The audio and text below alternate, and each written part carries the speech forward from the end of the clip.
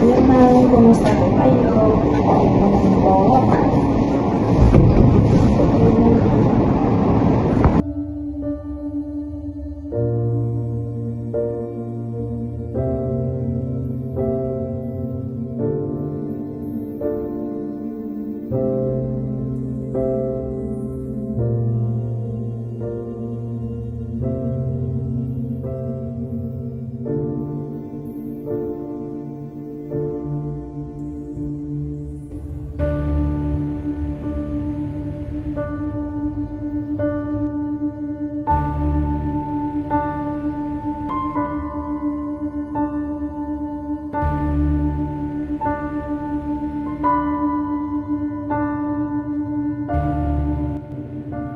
Para sa isang magulang, walang higit na mahalaga kaysa sa buhay ng kanilang anak.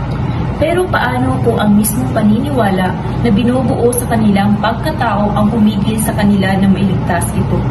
Ito ang kwento ng isang batang nagkipaglaban para sa kanyang buhay at ng mga profesional na matutong mapambigay respeto at hustisya sa gitna ng luha at pagdurusa.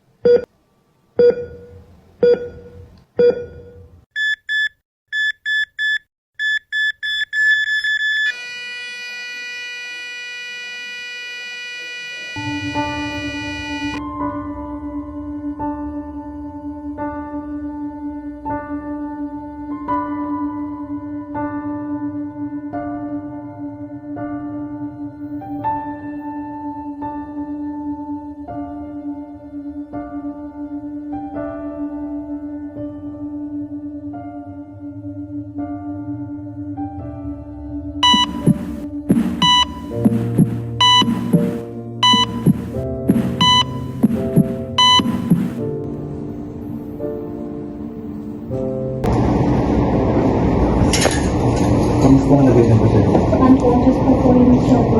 At saka nabawag po yung blood pressure.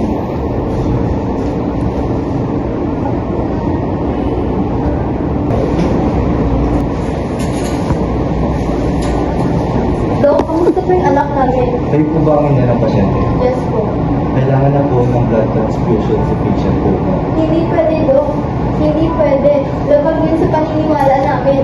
Kung hindi po ma'am, maaari po mawala yung anak niyo. Anak! Anak! Anak! Ma'am, kalma lang. Huwag mo akong hawakan. Ma'am, ginagawa naman po lahat para maligtas si Ana. Ma'am, kalma Gawin niyo lang. po ang lahat. Pagalingin niyo po ang anak ko. Kalma lang po. Ginagawa naman po lahat nito.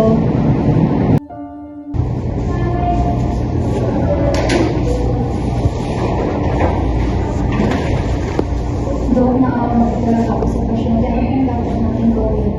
Isa na talaga ang paraan para masalba natin ang buhay ng pasyente. Kailangan talaga niya ng blood transfusion.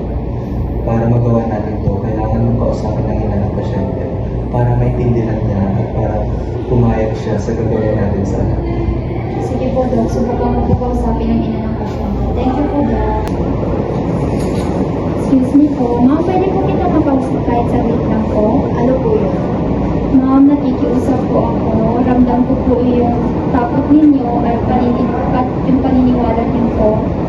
Pero bilang isang tao, bilang isang nurse na nagpao upang mailigtas ang mga tao,